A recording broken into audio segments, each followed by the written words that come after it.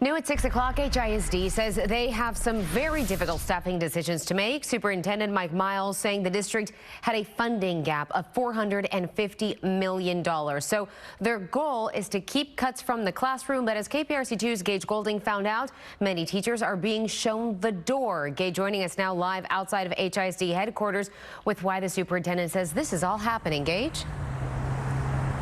Yeah, look, this is pretty super easy, I would say. The superintendent, Mike Miles, saying that the decision to keep or not renew a teacher comes down to a couple key factors, the biggest being performance. So look, this isn't any groundbreaking thing. This is something they do every single year. However, there's also no secret that the district is at a budget shortfall. And it's also no secret there's a teacher crisis in Texas and across the entire country. Now, here comes the question from parents. Parents are people that have these kids in these classrooms. Will the teachers in those classrooms next year be as qualified and ready to teach their kids? I asked the superintendent just that. I am absolutely worried about the quality and experience level of the individuals who are going to replace these teachers. How do you plan on replacing those educators with people of the same standard and experience level?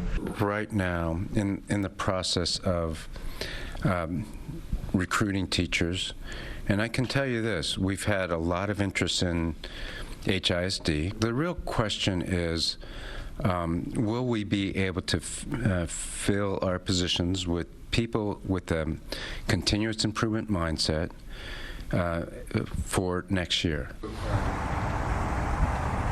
Superintendent Miles saying he's certain there will be qualified teachers replacing each and every one of the teachers that are not renewed or not brought back. According to the district, their goal was to keep cuts out of the classroom. Miles saying they were successful in doing that, but positions like custodians and maintenance staff, well, they will be impacted. Now, if you're sitting there at home scratching your head and wonder, how do we come up with a nearly $500 million budget deficit in just a matter of 365 days? Well, there's a really big answer, but I'll give you the short one right now.